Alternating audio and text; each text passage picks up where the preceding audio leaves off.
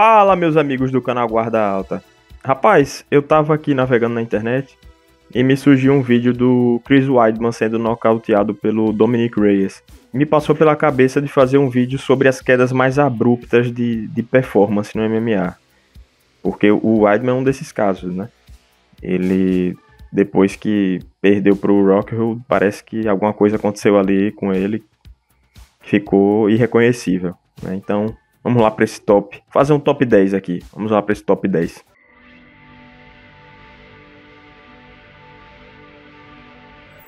Guarda Alta! No número 10, Tarek Saffiedine, ou Safadinho, como o povo brasileiro chamava ele. Não sei se ele é tão lembrado pelos fãs hoje em dia, mas é um cara que era muito duro, tinha uma trocação muito técnica, não era muito nocauteador, mas conseguia ir levando suas lutas sempre na técnica, na distância. Quando ele conseguia imprimir o jogo dele, era muito difícil de ganhar. Chegou a ser campeão do Strikeforce contra o Nate Marquardt. Fez uma lutaça também contra o Nate Marquardt. Simplesmente dominou. Eu lembro que o que ele deu de leg kick nessa luta foi absurdo, né? Imprimiu um bom volume de golpes contra o Nate.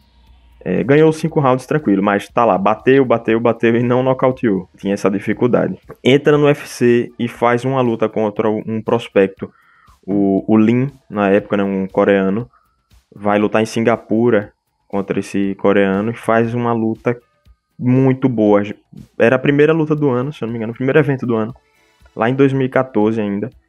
E fez um lutão mesmo, muito bom. Acho que concorreu até a luta do ano nessa época. Depois ele perde pro Rory MacDonald, numa luta normal. O Rory nessa época era muito bem quisto, era uma promessa absurda. Volta a ganhar do Ellenberger e depois entra numa sequência de derrotas absurda. Perde pro Rick Story, perde pro Don Hill Kim, perde pro Rafael dos Anjos também. Enfim, perde uma série de lutas contra lutadores duros, é verdade, mas pronto, não se encontrou mais, não conseguia mais imprimir aquele jogo. A trocação dele foi ficando manjada. E depois dessa luta, realmente, que ele perde pro Rory, nunca mais conseguiu se encontrar como lutador que era. Era um lutador muito talentoso, mas que se perdeu. Em nono lugar, Gray Maynard. O Gray Maynard, ele lutou pelo cinturão contra o Frank Edgar, fez uma luta sensacional, né, que foi dado um empate. Por isso ele logo depois luta novamente com o Edgar. E aí o Edgar nocauteia ele. Mas antes dessas lutas, o Gray Maynard tinha um cartel sensacional. Ele era 10-0. Depois dessa derrota pro Edgar, ele nunca mais conseguiu se encontrar. Foi nocauteado pelo Edgar na segunda luta. Ganha depois do Clay Guida, numa decisão bem difícil, bem contestável também. E aí entra na sequência de 4 derrotas. Só vai ganhar depois de um ex-TUF Brasil, depois perde novamente para aquele Ryan Hall, o grappler guardeiro do MMA. Nunca mais se encontrou, realmente. Enfim, foi uma carreira assim que realmente degringolou. Ficou muito menos constante também nas lutas. Questão de datas, né? Infelizmente teve essa queda aí. Também a idade, né? Ele já não era um lutador tão novo quando começou a perder. Em oitavo lugar, um cara que sinceramente eu não tenho nenhum apreço. Hector Lombard. Vem a preço de ouro do Bellator, era campeão lá no Bellator, mas nunca gostei desse cara, muito paradão, muito travado, só que era gigante, né? Infelizmente o MMA, o boxe tem essa mania de supervalorizar caras que têm um shape inexplicável. Nocauteava uma série de pessoas lá no Bellator, mas quando chega no UFC não faz juiz não ao nome que levou. Perdeu muitas lutas seguidas, ganhou lutas estranhas, era um cara totalmente desleal nas suas lutas e continua sendo, pelo que eu vejo, né? Hoje em dia ele luta naquele boxe sem luvas. Graças a Deus não acompanho a carreira dele mais. Enfim, faz uma série de ilegalidades, é um provocador sem graça. Um cara assim que não faz nenhuma falta, pra ser sincero. E nas lutas no UFC chegou a ser desqualificado em algumas lutas por ser sujo mesmo. Enfim, um lutador terrível. Em sétimo lugar, um cara que pra mim foi muito injustiçado no MMA brasileiro e mundial também. Antônio Pezão. Ele tinha acromegalia, eu acho que é esse o nome da disfunção. Então ele tinha o rosto muito grande. E assim, ele ganha do Fedor no Strikeforce, já numa fase que o Fedor não estava tão bem, mas ainda assim ganhar do Fedor era ganhar do Fedor. Perde depois pro Daniel Cormier no Strikeforce, mas é uma derrota comum, o Daniel Cormier vinha muito bem. E aí estreia no UFC numa luta totalmente difícil. Ele pega o Caim Velasquez vindo de derrota pro Cigano, né, pós-cinturão. Cara, é um banho de sangue aquela luta. Eu acho que Desde que eu acompanho MMA, nunca vi uma luta tão sangrenta como aquela, né? O Cain Velasquez tratorizou ele, mas ele chega estreando contra o, quiçá, número 2 do mundo, né? Então, era uma estreia difícil, realmente. Só que depois disso, ele nocauteia o promissor Travis Browne na época. Faz uma luta icônica contra o Alistair Overeem, em que ele sai perdendo 2 rounds e no terceiro consegue nocautear o Overeem. Um dos momentos mais satisfatórios do MMA. Todo mundo ama essa luta. Com essa vitória sobre o Overeem, ele consegue a disputa de cinturão contra o mesmo Cain Velasquez. E aí dificulta a situação. O Velasquez tira ele pra nada novamente. Ele tinha também uma fama de ter o queixo fraco nessa época. Só que depois dessa luta pelo cinturão contra o Velasquez, ele faz uma luta contra o Mark Hunt, na Austrália, que é absurda. Eu nunca vi pesos pesados aguentarem tantos golpes quanto eles aguentaram nessa luta. Se você ainda não viu, vale a pena ver. É um lutaço mesmo. Pra mim, assim, apesar de não ter vencido, uma das melhores lutas do Pezão. Uma das melhores mesmo. Quando eu lembro de Pezão, geralmente essa luta me vem à cabeça. Talvez a melhor luta de pesados que eu já tenha visto. Em algum momento vira uma briga meio de bêbado, assim, os dois bem cansados, mas uma raça absurda desses dois. Só que aí depois dessa luta ele não se encontra mais. Emenda uma sequência de derrotas enorme no UFC. Minto, ele chegou a vencer depois dessa sequência de derrotas. Acho que ele teve 2 derrotas consecutivas. Mas depois não consegue se encontrar mais. Ficou realmente difícil para ele voltar ao que era. Emenda uma sequência enorme de derrotas e fora do UFC também. Eu vi uma entrevista dele recente, acho que no canal Tirando a Bandagem, falando até sobre isso, né? Que ele atribui essa sequência de derrotas dele ao adultério. Ficou meio deslumbrado, começou a atrair a esposa e aí não conseguia mais ter tanto foco assim na luta, né? Um grande lutador e às vezes meio tirado pra freak, sem ser. 6º lugar, BJ Penn. Olha, muitos vão contar a história do BJ Penn melhor do que eu. Não é um cara que eu cheguei a acompanhar tanto a carreira. Quando eu comecei a acompanhar MMA, ele já não vinha muito bem na carreira. Mas é um cara que você olha o cartel e fica impressionado com o que aconteceu. Um cara que venceu título peso leve 2 vezes no UFC. Foi campeão dos meio médios e era um cara pequeno já nos leves. Né? Tanto que em algum momento ele chega até a descer para os pesos penas para tentar lutar isso já bem mais tardiamente na carreira. E sempre foi um cara conhecido por ser bom em tudo, né? Tinha um jiu-jitsu muito bom, tinha uma trocação bem agressiva. Nocauteava bastante e finalizava bastante lutas também. Ganhou de vários Gracies, ganhou de Matt Hughes. Enfim, fez uma carreira muito boa. Até com o Lyoto esse cara lutou. Você vê o nível de loucura que esse cara fazia. Lutava em qualquer peso, a qualquer momento. Né? Foi um grande lutador. Mas ele inventou de lutar por muito tempo, cara. Por muito tempo. Ele conseguiu encaixar no UFC uma sequência de 9 derrotas. E só perdeu isso tudo, claro, porque é o BJ Penn. No UFC ninguém fica com mais de 5 derrotas. Pra ficar com 5 derrotas já é dificílimo, é 1 em 1 milhão. Né? E pra perder 9 seguidas no UFC, só sendo o BJ Penn. Mas foi uma queda abrupta, não conseguia ganhar de ninguém mais. Até em briga de bar esse cara perdeu. Você vê que ele seguiu um caminho ruim na carreira. Até pra brigador de rua ele tava perdendo. Eu lembro que quando eu vi esse vídeo na internet, eu fiquei extremamente triste, assim, de ver BJ Penn apanhando de um qualquer na rua. 5º lugar, um dos caras que me motivaram a fazer esse vídeo. Dominick Reyes. Cara, o que aconteceu com esse bicho? Foram 12 vitórias seguidas, incluindo nomes como o próprio Chris Weidman, que foi o vídeo que me fez fazer esse. Foi o nocaute que me fez fazer esse vídeo. É impressionante. Esse cara entregou a luta mais difícil do John Jones na carreira dele. Mais difícil do que o Gustafsson fez contra o Jones. Mais difícil do que o Marreta fez contra o Jones. Para muitos ele venceu o John Jones. E simplesmente, depois dessa derrota, não aconteceu mais. Ele é nocauteado pelo Blachowicz. Ele é nocauteado pelo Prochazka. E até aí tudo bem. Você ser nocauteado pelo Blachowicz e pelo Prochazka. Ok, já não se esperava tanto, né? Depois da luta que ele entregou contra o John Jones. E ainda mais da forma que foi. Mas ele me vem e é nocauteado pelo Ryan Spann. Ryan Spann nocauteou o Dominick Reyes. Essa é uma das quedas mais abruptas de rendimento. A gente não vê mais nada. Não vê nenhuma fagulha do que foi o Dominick Reyes em algum momento da carreira. Um cara de 34 anos. Não faz nenhum sentido. Realmente alguma coisa se perdeu ali na luta contra o Jones. E vai lutar agora, dia 8 de junho, contra o Dustin Jacob, não sei. Não sei pronunciar corretamente o nome dele. Mas é uma luta difícil.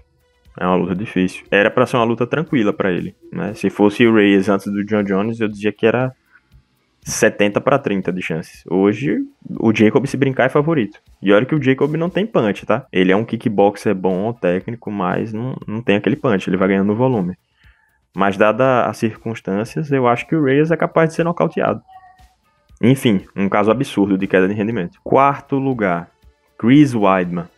Esse enfileirou a divisão e ganhou do glorioso Anderson Silva. Cara, esse cara em algum momento pareceu imparável. Ele, depois de vencer o Anderson, né, o Anderson tinha aquela aura gigantesca ainda. Ele vence o Anderson na primeira, nocauteia.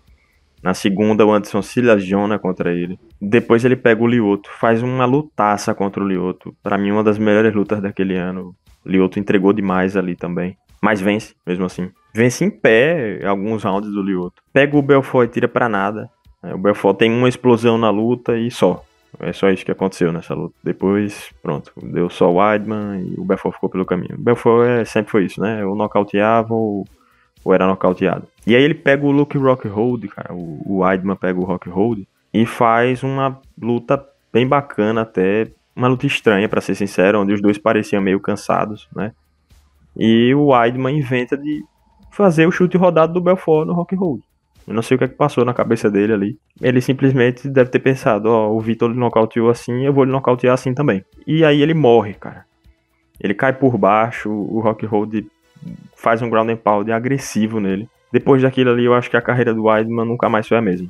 Ele perde o cinturão pro Rockhold. Depois é nocauteado pelo Romero. É nocauteado pelo Musashi. Depois vence o Kelvin Gastelum, que até vou admitir um erro meu. Eu não considerei o Kelvin Gastelum para essa lista. E ele merecia. Porque é outro cara que teve uma queda abrupta de performance. Então fica a menção honrosa aí pro Gastelum. Como se isso fosse bom, né? Depois ele faz uma luta contra o Jacaré que até me impressionou. Ele troca um boxe ali com o Jacaré bem e depois acaba sendo nocauteado. E hoje o Weidman é esse lutador aí que a gente vê, que perde o Beto Tavares, faz a luta dura com o Bruno Blindado, luta estranhíssima inclusive contra o Bruno Blindado. E é isso. É isso que o Chris Weidman se tornou, de campeão dos pesos médios, que venceu o Anderson Silva, para um lutador de fraco para mediano na categoria dos médios. Cara, o bom de fazer essas listas aqui é que a gente vai lembrando de cada fato interessante. Terceiro lugar, Johnny Hendricks, certo? Mas o que é que acontece? O Johnny Hendricks, ele limpou a categoria dos meio-médios também, até ganhar a chance de lutar pelo cinturão contra o Saint-Pierre. Ele era obstinado por essa chance contra o Saint-Pierre. Ele vai e luta contra o Saint-Pierre. Faz uma lutaça contra o Saint-Pierre. Não lutaça no sentido de empolgante, aquela luta foi até meio chata. Mas grande parte da comunidade disse que ele venceu aquela luta. Eu, inclusive, assistindo, pontuei pro Johnny Hendricks também, na época. Pontuei pro Johnny Hendricks. Agora eu não me lembro, pra ser bem sincero. Eu acho que não. Eu acho que eu dei a luta pro Georges Saint-Pierre. Mas enfim, ele fez uma luta duríssima contra o Saint-Pierre. E quase venceu aquele título, por pouco. Depois, o cinturão dos meio-médios fica vago. Você vê o prestígio que ele tinha, vindo de derrota, disputa contra o Robbie Lawler. E vence o cinturão vago. Por que eu digo que é legal fazer essas listas pra lembrar algumas coisas? Ele vence a luta que, pra mim, ele perdeu na pontuação, né, mas os juízes deram pra ele. E ele perde depois pro Robbie Lawler na primeira defesa de cinturão dele, na luta que, pra mim, ele tinha vencido na pontuação, né? É muito engraçado isso. O Robbie Lawler não lutou nada nessa segunda luta, né? Eu não tenho uma memória fresca agora, mas eu lembro de a época achar isso. Mas enfim, o fato que a gente tá buscando aqui não é esse, é a queda abrupta de performance, né? Depois disso, o Johnny Hendricks toma diversas piabas, cara, no meio médio. Diversas piabas. Ele chega a vencer o Matt Brown numa decisão, certo? Naquele jogo. Toda vez que o Matt Brown ia se soltando em cima, ele ia lá e quedava e amarrava o Matt Brown. Tá? Vence essa luta ainda depois. Depois disso, cara, ele perde pra quase todo mundo que ele enfrentou. Menos o Hector Lombard, que também já foi citado nessa lista. Mas enfim, ele era um cara conhecido pelo queixo e toma alguns nocautes. Inclusive um pro Borrachinha, que foi triste de assistir, tá? Segundo lugar, Ronda Rousey. Olha, eu pensei bastante antes de colocar a Ronda aqui nesse ranking, porque pra mim a queda não foi tão abrupta de performance dela. Mas eu coloquei só pra poder fazer um adendo, pra mostrar que o nível do MMA feminino era muito baixo. Eu já não sou muito fã hoje, mas era muito baixo. Se você for olhar o cartel dela e comparar as lutadoras que ela pegou na época pra as lutadoras que a Amanda pegou, Nossa, a diferença de nível é grande. Então, o que eu acho? Não é que ela teve uma queda abrupta de performance. É que no baixo nível que eram as categorias femininas, ela era muito diferente. Mas era uma lutadora unidimensional. Ela tinha um boxe fraquíssimo. Quando ela pegou a Holly Holm, que fez aquela luta de entra e sai contra ela ficou perdida. Depois disso ela volta contra a Amanda Nunes e aí foi o que foi, né? Tomou outra surra. Não é que foi uma queda abrupta de performance. Ao meu ver, o nível aumentou e ela não conseguiu acompanhar. Só justificando o fato dela estar aqui na segunda posição, é que o mundo do MMA viu como uma queda de performance, né? Eu lembro das pessoas se perguntando o que é que tinha acontecido com a Ronda, mas eu acho que não ocorreu nada, ela só pegou lutadoras que eram melhores do que ela de fato. Primeiro lugar, pra mim não podia ser diferente. Esse cara tinha um cartel nível Khabib. Esse cara era completo, em cima, no chão, lutou contra lutadores duríssimos. Renan Barão. Irmão, o que aconteceu com Renan Barão? O que aconteceu com Renan Barão? Esse cara nocauteava todo mundo. Esse cara finalizava todo mundo. Esse cara dominava todo mundo. Ele chegou a ser o primeiro pound for pound do UFC. Ele era absurdo. Não tinha ninguém pra vencer esse cara. E aí casam ele com TJ Dillashaw. Era um lutador em ascensão, um bom lutador, mas que era visto como porco sacrificial na mão do Barão. Era boi de piranha. O TJ Dillashaw tira ele pra nada. Que show de trocação. Ele simplesmente apresenta a trocação alpha male ali, né? Da época. Espanta o mundo do MMA. A verdade é essa. Espanta o mundo do MMA. Só que depois disso a gente pensava que o Renan Barão, tudo bem. O TJ Dillashaw é muito bom. O Barão não estava numa boa noite. E ele vai se recuperar. O Barão faz uma luta no Brasil contra o Mitch Gagnon, que era um lutador fraco, pra ser bem sincero. E faz uma luta dura aqui no Brasil. Uma luta dura que, se ele não tivesse finalizado, provavelmente ele perderia nos pontos. Se eu bem me lembro, era isso que ia acontecer. E recebe a segunda chance contra o TJ Dillashaw. E agora com muitas suspeitas, porque a luta contra o Gagnon tinha sido fraca. E ele toma de novo o mesmo baile que o TJ tinha aplicado e agora é nocauteado no quarto round. Né? Porque na primeira luta entre eles, ele tinha pelo menos levado a decisão. Depois disso ele pega o duro Stephens, faz uma luta dura, que não era pra fazer, ele tinha nível pra tirar o Stephens pra nada, a gente achava na época. Ganha do Philip Novak, que foi um lutador dado a ele pra ele vencer, e ele vence, numa luta dura novamente. E depois disso, irmão, Renan Barão nunca mais viu a vitória. Ele luta diversas vezes e perde em todas, inclusive sendo nocauteado pelo fraquíssimo Luke Sanders. Analisando com a perspectiva de hoje, né? O Barão, ele era muito bom, não tinha o que falar, não tem como negar isso. Só que ele tinha um estilo de luta no peso galo que ficou desatualizado, ficou datado. Ele tinha uma trocação boa, a trocação dele consistia em quê? Ter a mão dura, né? Ele era um cara versátil também, mas ele era muito parado, estagnado. E hoje em dia, a trocação dos pesos mais leves basicamente é o quê? Ter um footwork absurdo, ter ângulos diferentes para bater, e o Renan Barão não era esse cara. Era um trocador tradicional, com um chão muito bom, e que nunca mais se encontrou, infelizmente. Então, pessoal, a lista era essa. Eu sei que devo ter esquecido alguns nomes, tem muitos casos desse no MMA. É um esporte ingrato. Em um dia você é um dos melhores do mundo e no outro você já não é mais nada. Olha o que aconteceu com o Despanha aí, né, nos pesos pesados. Aquele medalhista de bronze lá do Taekwondo. Foi botado pro chão e mostrou que não sabe nada de chão. Mas é isso aí, é isso que faz o MMA tão intrigante. E se você gostou do vídeo, deixa o seu like, se inscreve também e deixa eu saber nos comentários se eu esqueci de alguém, se eu poderia ter mudado a posição de alguém. Enfim, fica aberto aí os comentários para vocês darem continuidade a essa discussão. Valeu, meus amigos!